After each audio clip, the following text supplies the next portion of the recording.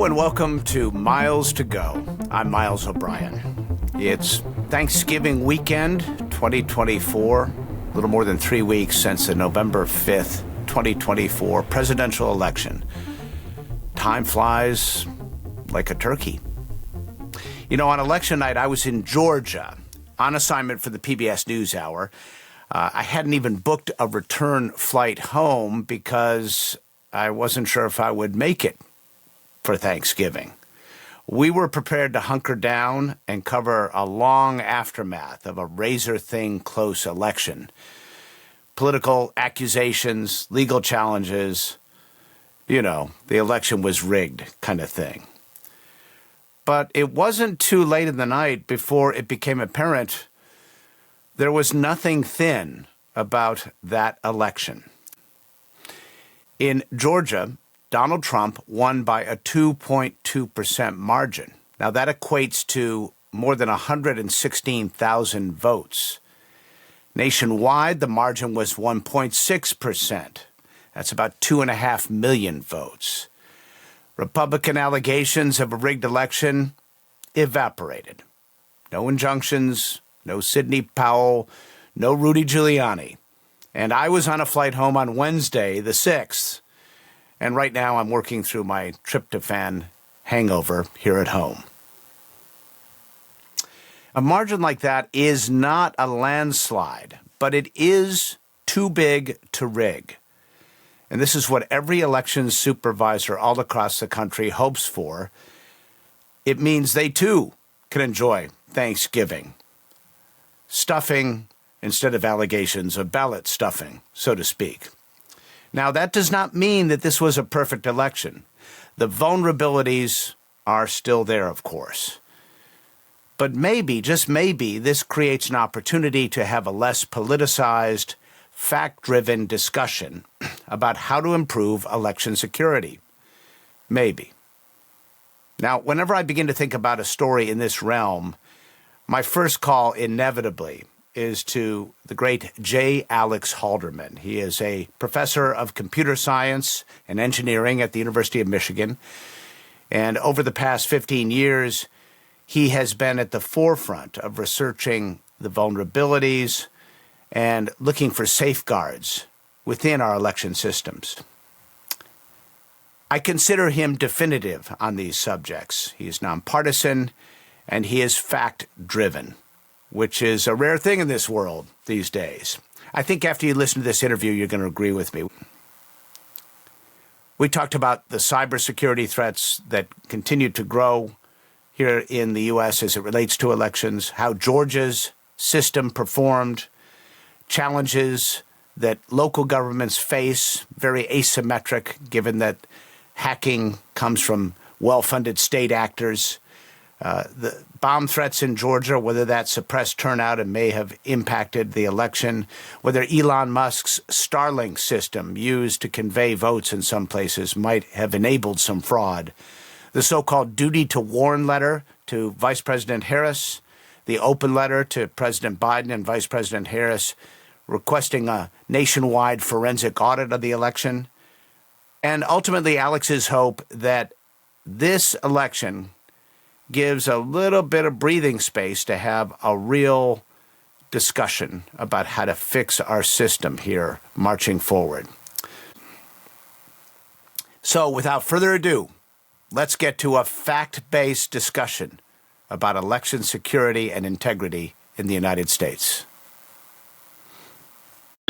Let's begin. You know, we've been talking now. I look back, we've been doing stories for about a dozen years together, talking about election integrity, the systems, and how to guard our vote. I am curious, I've asked you before, but I think for our audience, if you could just share your background a little bit and how you became so interested in this part of computer technology. Sure. Well, Miles, it's great to talk to you again. I'm Alex Halderman. I'm a professor of computer science and engineering at the University of Michigan, where I lead our cybersecurity group. And my work is primarily about trying to keep the internet secure, trying to make sure that censorship in countries like China and Iran doesn't suppress human rights. But also, a big part of my work for about 15 years has been the cybersecurity of elections. Now, I started doing that as a graduate student. I was at Princeton 15 years ago or so, and my research group at the time was the first group of scientists anywhere in the country to get to do a hands-on security review of an electronic voting system. At the time, one of these paperless voting machines from Diebold that became very widespread in the United States in the early 2000s. And we found that it was just full of vulnerabilities. It was terrible security, which wasn't a big surprise to computer scientists. Computer scientists have long been concerned about insecure use of technology in elections. But it was a big surprise to much of the public. And since then, elections and how we should better secure them has been an ongoing thread of my research career, in part because the community of academics who study this problem is incredibly tiny. I can probably count them on my fingers. Versus the importance of this problem, it's just so badly underserved by the scientific community. And that is a key point which kind of runs through this discussion. The amount of resources and brain power focused on this relative to its import in our lives and our democracy is not good, right? No, we badly need more help in elections. Elections just generally are an underappreciated area of democracy's infrastructure, right? They're largely a function of local government. And local government generally across the country gets far less attention than it needs. But elections are one of the few places where, due to the nature of the cybersecurity threats, functions of local county government are suddenly on the front lines of cyber warfare. We're literally facing attacks on local government functions from foreign nation states, from well-resourced attackers. This is a very, very difficult level of playing field for our extremely diverse local governments across the country to be playing on. That's kind of a two-edged sword because the fact that it is so hyper-local is part of the strength of the system in a way, but it also is a blinking red weakness as well. So how do you reconcile those cross currents? Well, it's absolutely both a strength and a weakness, this kind of diversity, when there is, thank goodness, there is not any central place that you can hack into and just change election results all across the country. That doesn't exist because elections and vote counting are run primarily by individual counties or individual municipalities within a county and with different systems all across the country. On the other hand, when elections are super close, when we have razor-thin margins in a national contest for control of the Congress, control of the presidency, as we did in both 2016 and 2020, then that diversity becomes actually a pretty severe weakness. Because when we have very, very close margins in lots of different states, that means an attacker can just probe all of these states, find which ones are weakest in terms of their protection, and if there's an opportunity to break in and mess with things, exploit that. And that can be enough to change a national outcome when the outcome is coming down to just these very small margins in a bunch of places. But when results aren't close, that diversity becomes a strength. It would be very, very hard to shift things all across the country with any kind of technical manipulation. We spent a lot of time, you and I, talking about the voting system in Georgia, obviously a pivotal state, and there's a lot of things that make the system there a focus of attention.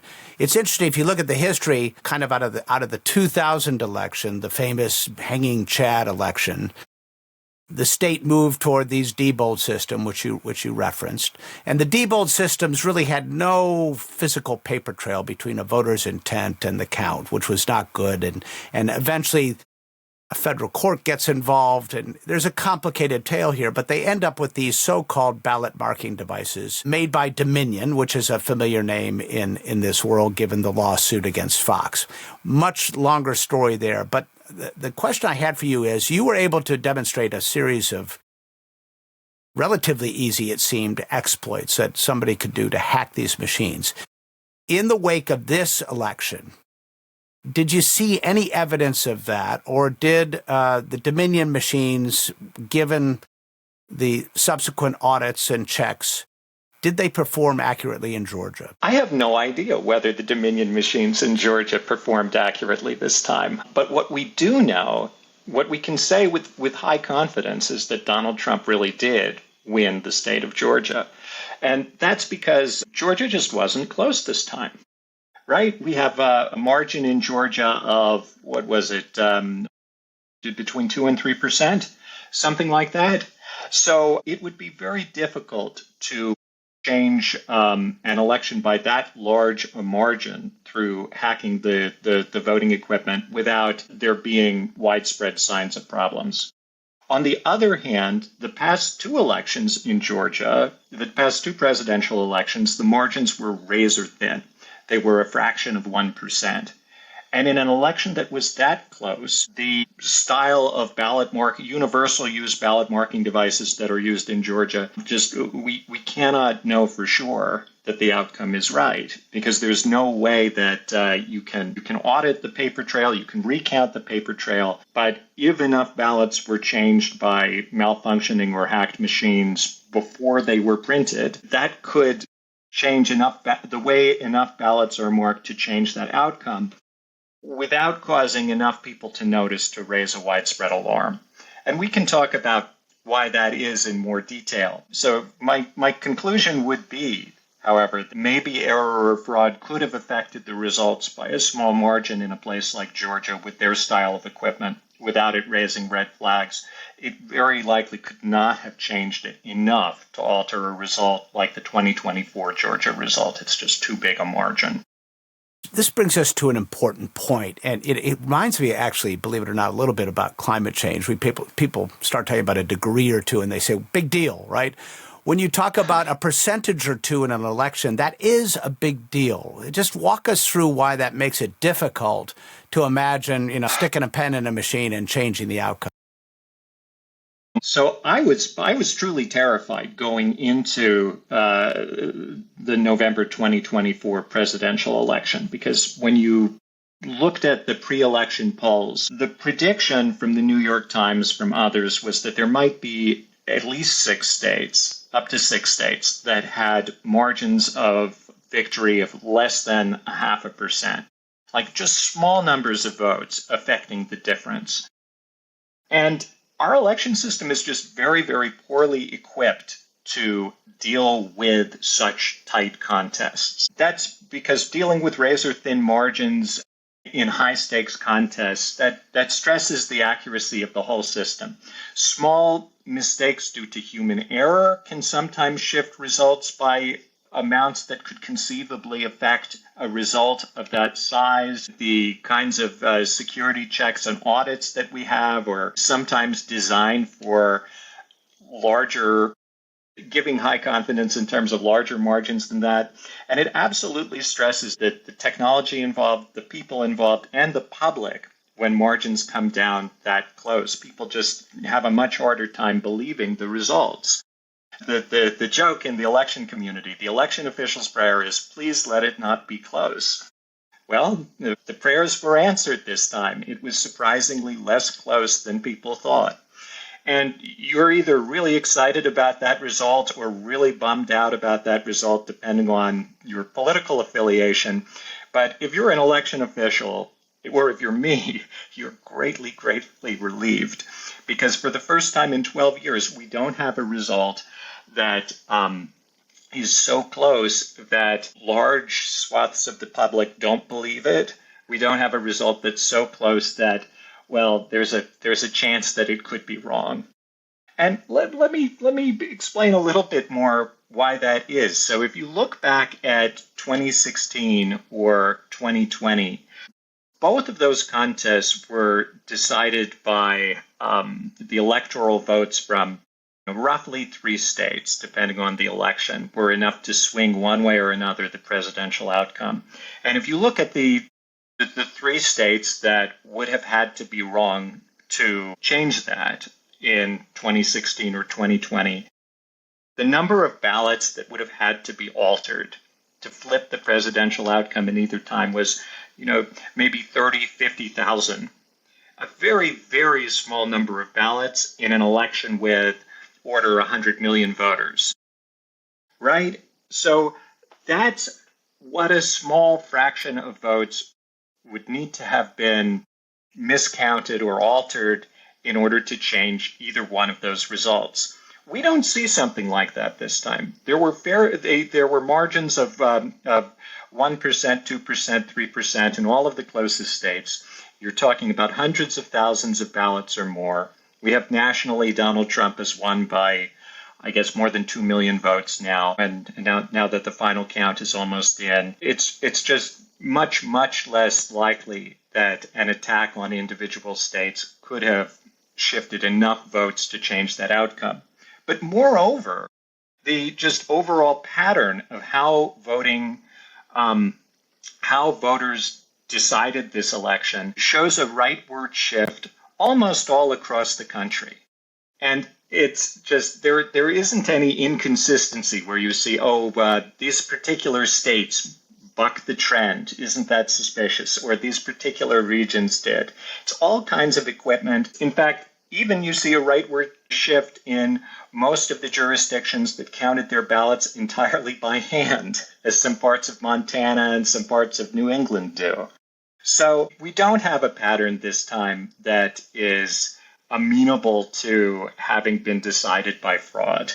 Just in 2016, I wrote a very widely read piece in which I said, well, we should probably go back and recount ballots in some of the closest states just to make sure that there wasn't any kind of undue influence, because those states otherwise weren't going to examine any of their paper ballots.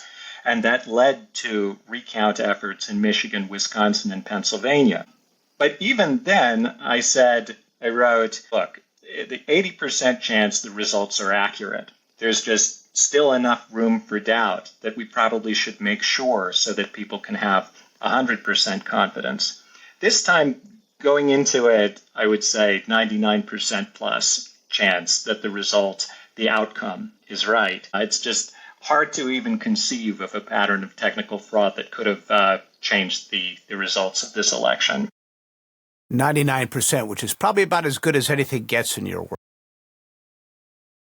That's right. But that does not mean that the system was well secured. We just were lucky enough in a sense that the election was not particularly close. So it would have been extremely hard to exploit the security problems that there are to change that outcome. So, there'll be another election. This has to be addressed for sure. Let's talk, though, about Republican claims in 2020 of widespread voter fraud, which miraculously have evaporated in the wake of this outcome. And perversely, many Republicans, I've heard them say that this election proves that 2020 was in fact rigged because there was such a discrepancy, which is an interesting way of looking at it. Tell me what your thoughts are on that one. Boy, well, so what I and essentially every other credible election security expert wrote in 2016 in the aftermath of, in 2020 in the aftermath of the election was that the claims that the 2020 election had been stolen just were unfounded or not backed by any kind of good evidence. And that's still true today, looking back at 2020. There were widespread claims of fraud. Some of them have been amplified and repeated by President-elect Trump. But no, none of those claims hold up to scrutiny. A lot of them are just completely technically incoherent. But no good evidence has emerged in the 4 years since 2020 of widespread fraud. It probably at this point is the most scrutinized presidential contest in American history. So I don't think that there is any kind of confirmation that 2020 was stolen from the 2024 presidential results. I think instead you're seeing the political wind shifting, right? In fact, many times in American history, presidents have had different results when they ran again. And so this is no different from that. But I do worry about the kind of whiplash that we see in voter confidence when we have election experiences like the past three cycles. So looking back to 2016 and before, if you look at data from Pew and other survey institutions about whether voters trust the integrity of election administration, there's this enormous partisan whiplash. So we go from between 2016 and 2020, Democrats largely distrusted election security, while Republicans were very confident. Then Donald Trump lost in 2020, and it almost completely reversed. And Democrats were very confident, and Republicans were very unconfident. Now I'm not sure what we're going to see. If the election was not as closely decided this time, perhaps people will migrate back to the middle and we'll have an opportunity for a more informed and fact-driven conversation about elections. Or perhaps now nobody will care. Well, let's hope because the result was not so close. Let's hope that's not the case. It's something that begs for more resources and more brains. But as we discussed earlier, Miles, but I just cannot emphasize enough how difficult it has been to have public conversations about this topic over the last 4 years. And I'm sure you felt the same thing trying to cover it, right? Because there are real problems, but highlighting them to the public risked fanning the flames of truly unfounded conspiracy theories, risked delegitimizing the government of the United States. Right. It was just very, very difficult to talk about what is known about election deficiencies these past 4 years. And you were one of a few people in the media who continued to be even willing to cover it. So as someone who tries to represent what's known by science about this topic, it was fraught, and editors didn't want to touch stories about election security. Reporters often would just repeat government claims that everything was fine without scrutinizing them. So I hope we can get back to a more nuanced and fact-driven conversation now that we don't have an election where the losing presidential candidate is claiming fraud. Say amen, somebody. I totally agree with you. To me, it's such an important issue to look at the real issues, but somehow that just got steamrolled and overwhelmed and you couldn't, it was so difficult to have a conversation that was actually fact-based. And so politicized. If you look back to, only 5 or 6 years ago, when Kamala Harris was a senator, she actually introduced one of the best bills to strengthen real election security back in 2018. It was called the Secure Elections Act, and she wrote it along with Oklahoma Senator James Lankford. But that bill at the time was quashed by the White House, by the Trump White House, which didn't want to see election security reform. But in the same Congress, on the other side of the aisle, you also had in the House Mark Meadows introduce virtually the same bill, and he then went on to become Donald Trump's chief of staff. So fast forward to post-2020, and I don't think we heard anything further ever about election security from Kamala Harris. But Donald Trump, of course, touting false claims that the election had been stolen from him. Now he's president, and he's won on a platform where one of the 20 planks was securing elections. Are we going to have suddenly real federal action on the problem, or are we going to just descend back into partisan bickering or into nobody caring? I think that's really the question looking ahead. And will the facts, will the science shape the policy that comes out of this? If there is any policy movement in the next administration, also remains to be seen. Well, presumably there would be less political motivation for a lame duck president to use the specter of insecurity as a political tool subsequent to an election. But I don't know. I no longer feel qualified in any way to predict in this realm. Well, it's one of the hard things that no winning political candidate in history has wanted to go back and appear to be criticizing the method through which they were elected. That's their favorite method. That's their favorite method. Perhaps President Trump in 2016, who did say there was widespread fraud that cost him the popular vote. I think he was an outlier. Yeah, that's a very fraud in an election he had won. That's a good point. He will be president again, and we shall see whether he carries out his campaign promises to better safeguard the security of elections, and in what way, and whether they focus on real problems or ones that just are not significant or backed by fact. All right. Let's tick through a few issues. I was in Georgia on election night, as you know, and there was a rash of bomb threats, which the Georgia Secretary of State claims were linked to Russian domains, and no surprise there. First of all, do we know that to be true, and do we know if there was enough of an impact there to change anything? As you said, Georgia was not close. Right. So I can't comment on the quality of that attribution. I don't know the underlying facts or intelligence that were used to attribute these bomb threats to Russia, but I suppose that it's credible that they could have been. Now, whether they had an impact on results, of course, they did result in polling places being temporarily shuttered and causing delay to people voting. They increased the length of lines in certain locations. And although polling places were kept open longer, it's absolutely not clear that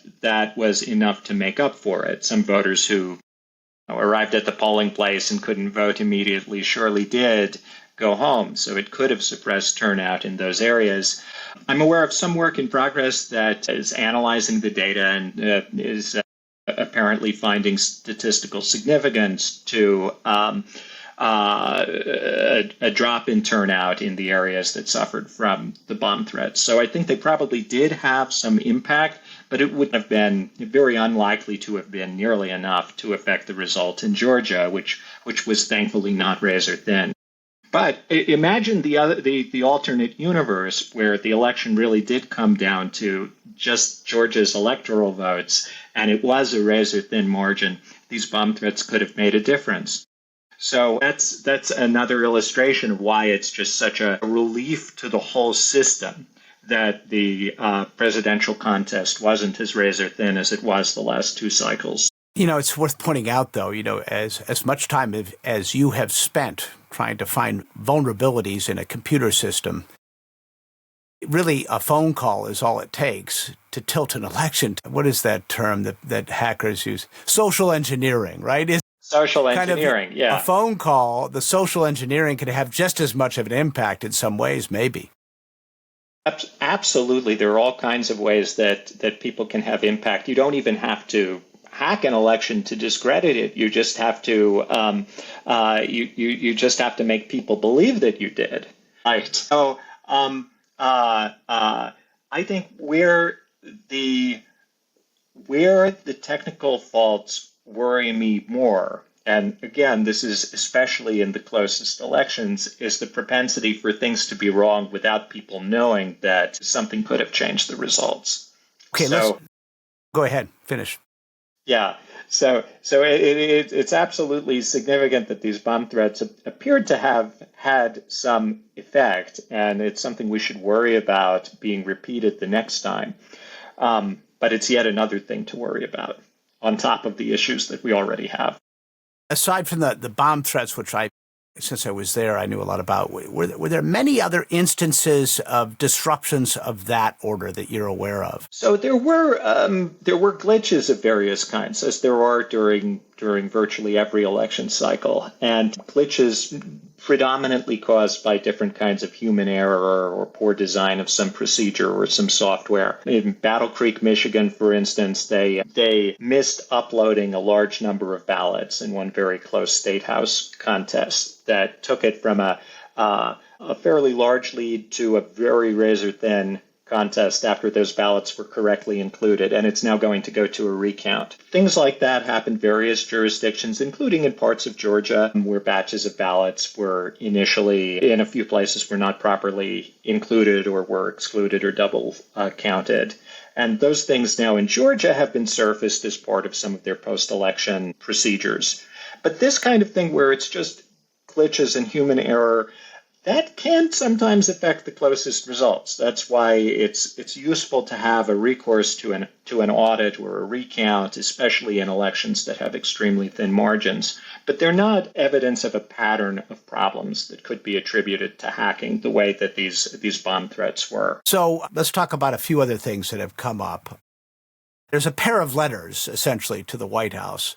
One is this so-called duty to warn, making allegations of fraud. Another one coming from supposedly the cybersecurity lead for the Biden campaign in 2020, Jacqueline Singh, saying there should be a forensic audit. Is there anything in those letters that we should take as credible and of concern, or is this just kind of red herring sort of stuff? Right. Well, let's take those one at a time, because I think there are some grains of truth that need to be acknowledged, but none of this is rising to the level of something that should give people pause about whether the outcome is correct. So the Spoonamore claim this is the duty to warn. Duty to warn is Spoonamore. The duty to warn, yes. It's pretty sad that this has gotten as much traction as it has. So he's alleging that there's been widespread fraud across the country that's been caused by hacking into election tabulation or reporting systems, and the effect of this has been to introduce a large number of what he says are bullet ballots. A bullet ballot is one that just contains a vote in a single contest, that is for the presidency, and everything else is blank. And the conspiratorial claim is that the bullet ballots have been introduced through some fraudulent means, and that's been enough to tip the outcome of the election. All right, so it sounds like a really exciting and sinister claim. And by the way, this Stephen Spoonamore is a self-described tech executive, but we really don't know much about him, right? He describes himself as a former intelligence person, I believe. He also made claims, I guess, way back in, I think, 2004, that the election then had been stolen by hacking. Okay. Onward. But the problem with the bullet ballots theory is that it's not true. But Next. Why we know it's not true, right? Why we know it's not true is important. So we can tell. We don't have to guess about whether this is true, because states, many jurisdictions now publish ballot by ballot data about the election results. And you can go and look at that ballot by ballot data and test this theory.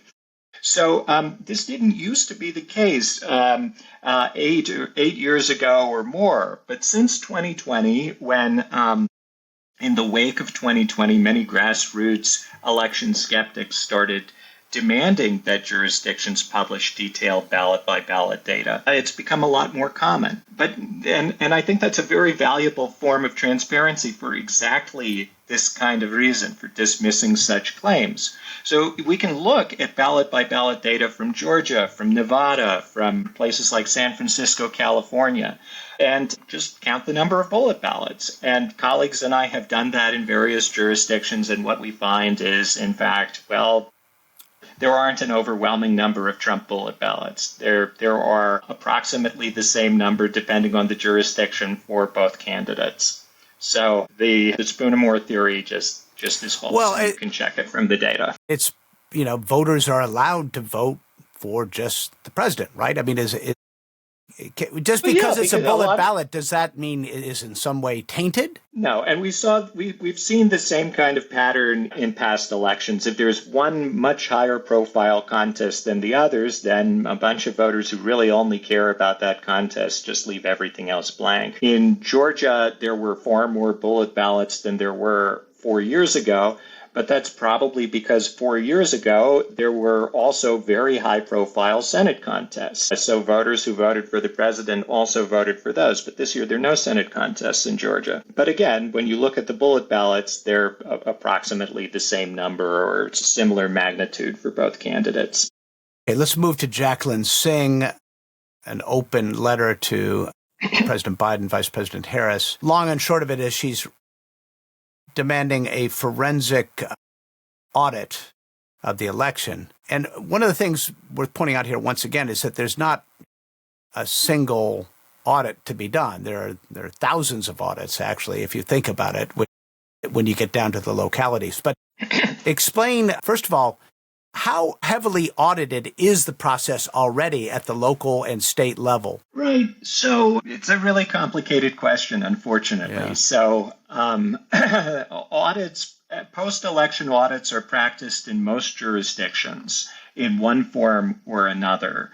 The problem is that many of those audits in many states, the kinds of audits that they do are really just not the best. They're not statistically rigorous in all cases, or they're done at a time when the result is already decided and legally certified, and maybe it's way too late to correct the outcome if an error is found.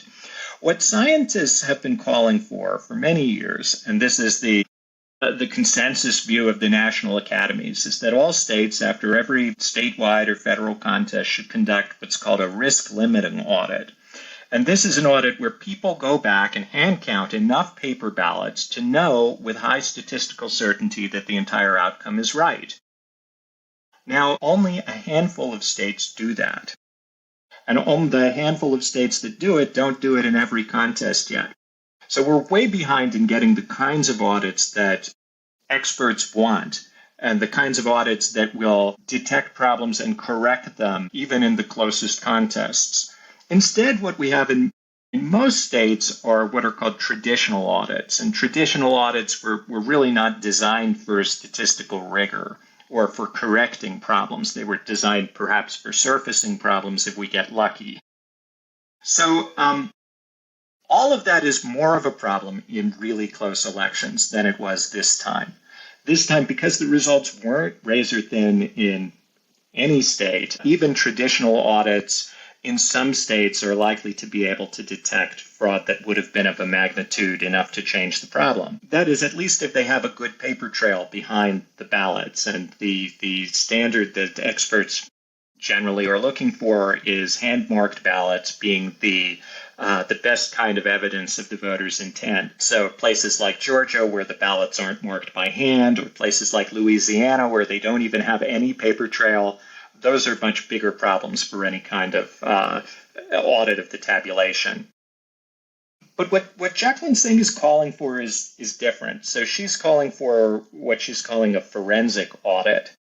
A forensic audit, that term is not really well defined in the election security space, but it's probably hearkening back to the kind of audit that was done in, say, Arizona in 2020, where you had people looking not only at the ballots, but also trying to look at the electronic results, trying to look for any evidence of malfeasance, or perhaps hearkening back to what happened in Antrim County, Michigan in 2020, where the locality really did announce the wrong result on election night due to a series of human and technical errors, and where as part of a lawsuit, I served as an expert for the state, and there were experts from the other side combing through all of the digital evidence in a forensic examination to try to figure out exactly what happened. Doing that more regularly is not necessarily a bad idea. So we probably should have more detailed scrutiny of all of the both physical and electronic records of the election in order to surface problems, in order to learn where there have been glitches or human error that weren't detected, and also as a further deterrent to hacking. The problem, as I see it, though, is calling for that in a political context to a lame duck president in the aftermath of an election that his party lost. Well, that just introduces more politics into the situation, and that's not what we want. That election audits are only something that people do for political reasons if their candidate lost. We want audits that are just done as a matter of course in order to assure the public and have a greater reliability to the system as a whole. So it concerns me the context in which this is being called for much more than the content. More scrutiny of evidence in elections, it's not necessarily a bad thing in any way. I'd love to see more scrutiny. Would it be practical at this stage, or how would this even work if we said we need a nationwide forensic audit of this election? What would that even look like? It's underdefined. It certainly is underdefined. Yeah. I would think, look, there are a few things that would really help with elections. And looking ahead to the next administration, especially what they could do, as opposed to what Biden can do now. He doesn't have any authority to conduct any kind of quote unquote forensic review. All of the data belongs to the states. The feds can't just sweep in and demand it. That's not how any of this works. But looking ahead to the next administration, the things that I would most like to see are, first, that we get a really good paper trail across the country for every federal contest. And that means voters who can should be marking ballots by hand. Those who need some kind of assistive device, okay. Then let's do what the National Academies has been calling for, risk-limiting audits. And that amounts to essentially hand counting enough ballots in every election to know that the outcome is right. So I think that's also a way of moving in the direction of what some of the election skeptics from 2020 wanted, which happens to also be compatible with what the National Academies wants. There's not a reason to avoid this any longer. And then in terms of the technology itself, yes, we should be doing more spot checks that the electronic records are right. We should be exposing more of that data to the public as long as it can be done in a privacy-respecting way so that anyone can scrutinize it. Transparency is going to be a positive thing, both to catch error and, in the extreme case, perhaps it could help to reveal certain kinds of fraud. But we need to be doing better on the core technology itself for way too long. Vendors of election technology have swept problems under the rug. And there should be a requirement that when federal money is being used to buy election equipment, that equipment should at least comply with the latest federal standards, that its software should be kept up to date with the latest security patches, that when vendors become aware of vulnerabilities, they have to let their customers know. But today, we just have very poor infrastructure for all of that. There are not federal requirements for such things. But these are areas we can bring the election technology sector closer to modern best practice, what you would see in almost any sophisticated industry, and actually both increase the trustworthiness and the public trust in the system. Should it be open source? Would that make a big difference? Well, so open source is a double-edged sword, right? Open source means that anyone can find problems, and that includes the good guys, includes the bad guys. But I think the only way that you can give the public an opportunity to demonstrate fault in the system, give the public a good chance of being able to demonstrate fault in the system, is to be making as much of the software available to public scrutiny as possible. But that doesn't mean you'll be able to demonstrate the software is well secured by making it public, unfortunately, because your adversaries just may care more to invest resources in finding flaws than the members of the public who, as white hat security researchers, are looking for faults in the software. So I also think that it's very difficult when a system has been developed in a closed source mode, like virtually all the election systems on the market today, to take that around and open it up. Then you expose all at once any number of exploitable flaws in the legacy software. And it could take years or a decade or more before all of the jurisdictions that use those systems update or replace them. So that shock to the system of going from closed source to open source can be dangerous, and that's part of why in the wake of the 2020 election in January of 2021 and the subsequent months, election system software in several different states was stolen or taken by a diffuse group of people linked to the Trump campaign, and in some cases leaked to the public. And from that, we really have learned from those leaks about certain real security problems. But at the same time, it significantly increased the risk that jurisdictions that use that same technology will be attacked in the future by people who can now study that stolen software, find vulnerabilities, and exploit them. It can provide a roadmap virtually for exploiting problems in that software. All right, one final thing to talk about before I let you go. Starlink. Elon Musk is the CEO of the company. It's launched on SpaceX spacecraft, and Starlink is a portable internet connectivity capability using a satellite system. And there are reports that some localities use this for internet connectivity in the context of elections. If you could explain how, if at all, Starlink might introduce some kind of vulnerability. Right. Well, so the theories aren't all that well fleshed out, but it's essentially that somehow Starlink is being used to change election results as they're being what's called modemed in from the field on election night. To unpack this just a little bit, like one of the things that we most often hear from election officials about why the public should trust election results is just that the election system is not connected to the internet. And that's true most places, but it's actually not true everywhere. There are jurisdictions that on election night have some kind of modem inside their voting machine, and they use that to send in the results to the county or state headquarters for tabulation. That is widely regarded by security experts as a poor practice and as a source of vulnerability, because anytime you're connecting an election system to a public network, that's going to increase the risk.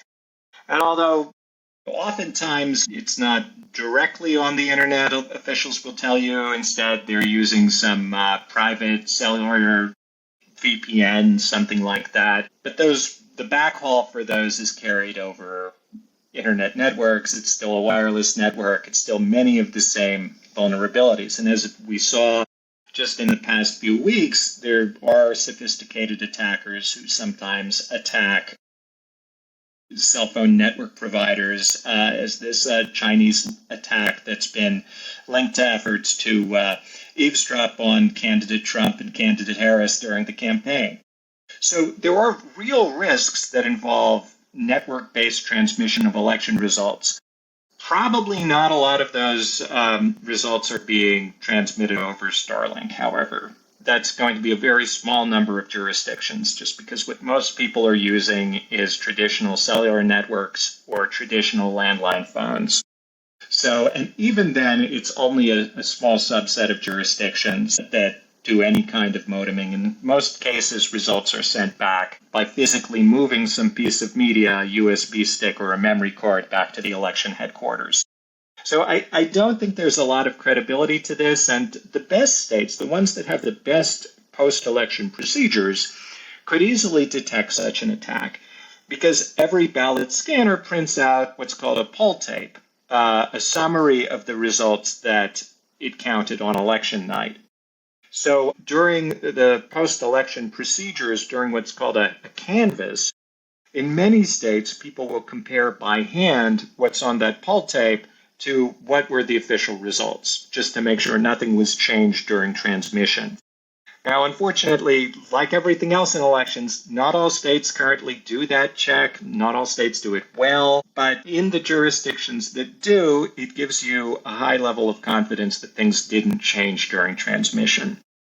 So the Starlink theory, extremely unlikely to have had any effect, just because it's a small number of jurisdictions. All right, Alex, at the bottom of the ledger, how would you characterize this election then? Well, you either loved or hated what happened on election day this year, but I think we can all hopefully breathe a sigh of relief that the outcome of the presidential contest was really determined by voters and not by hackers.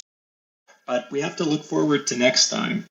And there are still very significant gaps and room for improvement in election security. And I do hope that now the media, the public, and policymakers will use the space that this not razor-thin election has given us to make some very positive steps towards securing things for next time, because we will have a close presidential election again in the future. Looking back to the turn of the century, right? We've had now 3 razor-thin presidential contests in the last 24 years. It's only a matter of time until we have one again, and we need to be ready. We need to have a system that is worthy of the public's trust and that achieves trust among the public in the aftermath of a highly contested presidential contest. That's going to take a lot of work to engineer a system that is backed by evidence and can produce evidence that convinces the public the result is right. Well, I'm committed to helping tell that story. I'm sure you're committed to helping move the needle as best you can. Let's continue working together down the road, and maybe we can get people to focus on this in a sane, rational, less political way. I hope so. Thank you, Miles, and it's always a pleasure. Thank you so much, Alex. Now, if there's one thing we can take away from all this, it's that election security isn't just about protecting systems. It's about trust and safeguarding trust. While this election might have given us a little moment to breathe and try to sort some problems out, there's a lot of work to be done. From risk-limiting audits to transparency in the technology, there are some important steps that we all need to take to safeguard our elections in the future. I hope this discussion inspires you to stay engaged on this subject. Democracy doesn't just happen. It's something we all build together and maintain together. So let's keep that in mind, marching forward. And if this podcast was interesting and informative to you, share it with somebody if you would. And by all means, if you have some comments, yay or nay, please send them my way. Until next time, I'm Miles O'Brien, and this has been Miles to Go. Stay curious, stay engaged.